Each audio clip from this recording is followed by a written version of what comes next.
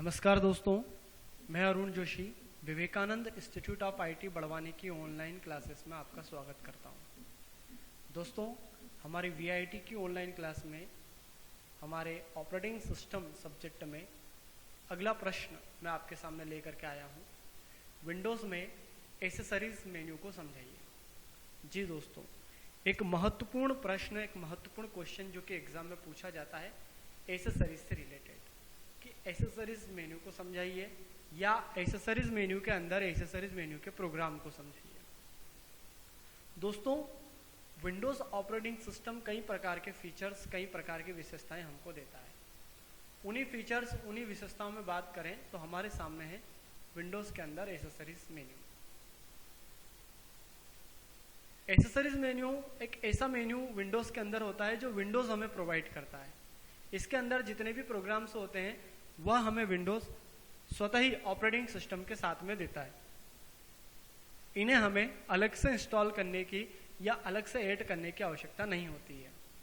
जैसा कि दोस्तों, आप लोग किसी प्रकार का मोबाइल खरीदने जाते हैं तो मोबाइल खरीदते वक्त उसके साथ में उसकी एसेसरीज हमें प्राप्त होती है, जैसे उसका चार्जर, बैटरी, उसके साथ में उसका कवर, उसका ग्लास गार्ड, ये उसकी एसेसरीज होती है जिसकी आवश्यकता हमें रहती है। ठीक उसी तरह से विंडोज ऑपरेटिंग सिस्टम के साथ में विंडोज की भी एसेसरीज हमें प्रोवाइड की जाती है, जिसमें वे प्रोग्राम जो विंडोज हमें निःशुल्क रूप में देता है, अलग से जिन्हें इंस्टॉल करने की आवश्यकता नहीं होती है, वह एसेसरीज मेन्यू के अंदर आते हैं। विंडोज के अंदर एसेसरीज मेन्यू को ओपन करने के लिए आपके सामने मैंने डायग्राम रखा है, आप देख सकते हैं। स्टार्ट में ऑल प्रोग्राम्स पर आप जाते हैं। ऑल प्रोग्राम्स के अंदर जैसे जाएंगे तो यहाँ पर एसेसरीज आपको मिलेगा और एसेसरीज के अंदर ये सारे एसेसरीज के प्रोग्राम रहेंगे। कई सारे प्रोग्राम एसेसरीज मेन्यू के अंदर दोस्तों रहते हैं, लेकिन मैं कुछ मुख्य प्रोग्राम आपके सामने लेकर के आया हूं जो अधिकांशतः एग्जाम में पूछे जाते हैं।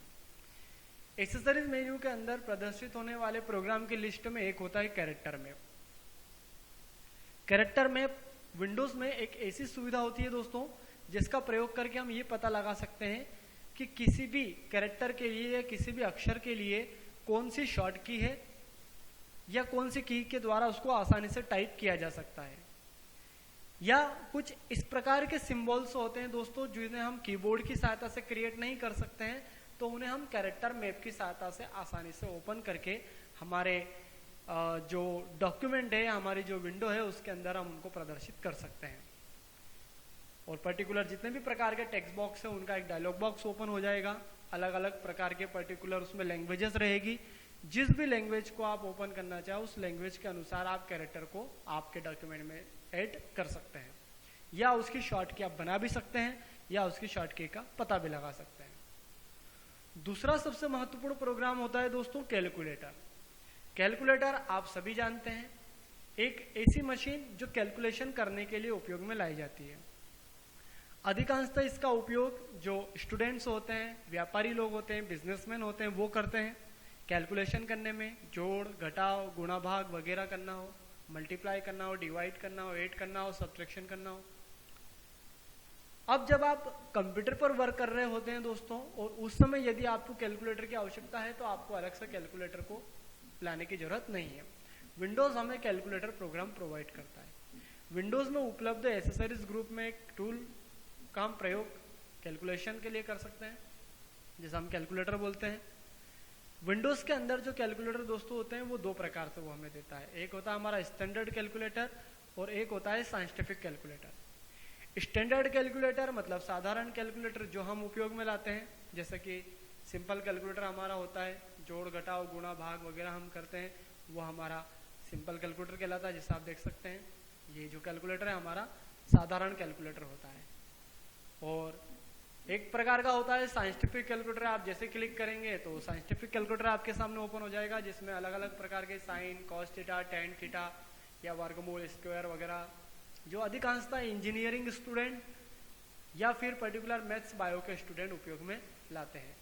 तो दोनों प्रकार के कैलकुलेटर हम उपयोग में ला सकते हैं दोस्तों, स्टैंडर्ड कैलकुलेटर भी और साइंटिफिक कैलकुलेटर भी, और भी कई प्रकार के फीचर्स, फंक्शंस जो कि इसके अंदर हमें प्रोवाइड किए जाते हैं। अगला प्रोग्राम इसके अंदर दोस्तों होता है नोटपैड। नोटपैड विंडोज़ का एक टेक्स्ट एडिटर प्रोग्राम होता है, एक छोटा सा प्रोग्राम होता है जिसके अंदर हम छोटी छोटी अनफॉर्मेटेड फाइल को क्रिएट कर सकते हैं या टेक्स्ट फाइल को क्रिएट कर सकते हैं। और इसका जो पर्टिकुलर एक्सटेंशन होता है वो txt होता है, जिसको आसानी से हम किसी दूसरे प्रोग्राम में बनाई गई फाइल को भी हम नोटपैड में ओपन कर सकते हैं। अधिकांशतः इसका उपयोग दोस्तों जो वेब डिजाइनिंग होती है जिसमें हाइपर टेक्स्ट मार्कअप लैंग्वेज का प्रयोग किया जाता है, वहां पर भी इसका उपयोग होता है दोस्तों।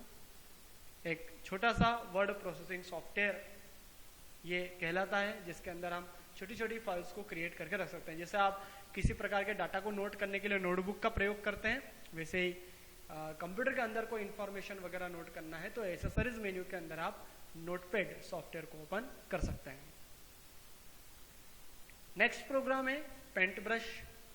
विंडोज के अंदर एक्सेसरीज ग्रुप में एक पेंट ब्रश टूल होता है दोस्तों, जो एक महत्वपूर्ण टूल है। इसकी सहायता से हम चित्र, किसी प्रकार का डायग्राम, किसी प्रकार का मैप वगैरह जो भी डिजाइन करना चाहें वो आप आसानी से डिजाइन कर सकते हैं। या पहले से कोई डायग्राम, इमेज, पिक्चर बनी हुई है, उसमें कोई एडिटिंग करना है तो वहां पर भी आप इसका यूज कर सकते हैं। कई प्रकार के टूल्स भी हमें ये देता है, जैसे टूल बॉक्स बोलते हैं।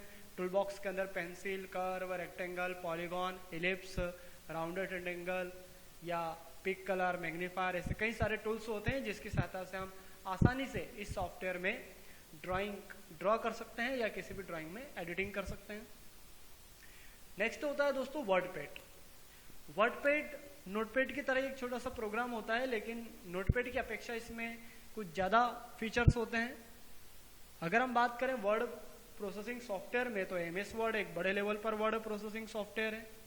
ठीक उसी तरह से छोटे लेवल पर अगर बात करें तो वर्डपैड एक छोटा सा वर्ड प्रोसेसिंग सॉफ्टवेयर है। इसके अंदर भी हम MS वर्ड की तरह कुछ फॉर्मेटिंग कर सकते हैं, पैराग्राफ फॉर्मेटिंग कर सकते हैं, वर्ड को सिलेक्ट कर सकते हैं, एडिटिंग करने का कार्य कर सकते हैं, उन्हें व्रैप वगैरह कर सकते हैं। कई प्रकार के फीचर्स जो कि MS वर्ड के अंदर हमें दिए जाते हैं, वैसे ही वर्डपैड में भी दिए जाते हैं। वर्डपैड के अंदर दोस्तों बात करें तो टाइटल बार भी होता है, मेन्यू बार भी होता है, टूल बार भी इसके अंदर होते हैं। जैसा कि मैंने लास्ट में क्वेश्चन में आपको जो विंडोज ऑपरेटिंग सिस्टम आपको बताया था उसके अंदर मैंने आपको उसकी विंडो भी दिखाई थी।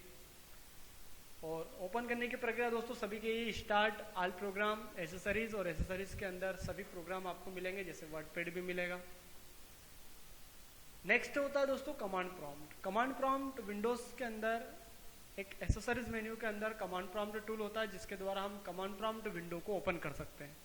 और कमांड प्रॉम्प्ट विंडो का उपयोग तो आपको पता ही है दोस्तों, जैसा कि मैंने अपने पुराने वीडियो में आपको बताया था, डिस्क ऑपरेटिंग सिस्टम डॉस को ऑपरेट करना, डॉस की कमांड को चलाना, इंटरनल कमांड को चलाना, एक्सटर्नल कमांड को चलाना, दोनों प्रकार की कमांड्स को ऑपरेट करने के लिए या चलाने के लिए हम कमांड प्रॉम्प्ट का प्रयोग करते हैं। और इससे भी हम स्टार्ट, ऑल प्रोग्राम के अंदर एसेसरीज और एसेसरीज के अंदर जाकर कमांड प्रॉम्प्ट की सहायता से ऑपरेट कर सकते हैं।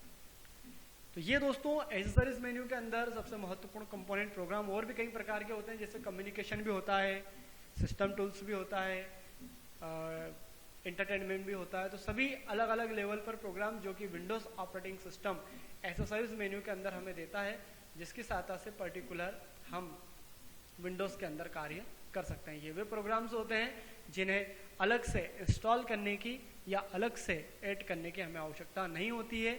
जब हम ऑपरेटिंग सिस्टम को हमारे कंप्यूटर में इंस्टॉल करते हैं तब स्वतः ही यह इंस्टॉल हो जाते हैं। तो यह होते हैं एसेसरीज मेन्यू के अंदर कुछ महत्वपूर्ण प्रोग्राम्स। तो उम्मीद है दोस्तों आप लोगों को एसेसरीज मेन्यू टॉपिक जो है वो समझ में आया होगा। तो आप इसे अच्छी तरह से समझिए, सुनिए, देखिए, नोट्स के माध्यम से अच्छे से तैयारी कीजिए। तो मिलते हैं अगले टॉपिक के साथ अगले वीडियो में। तब तक के लिए ओके, गुड बाय।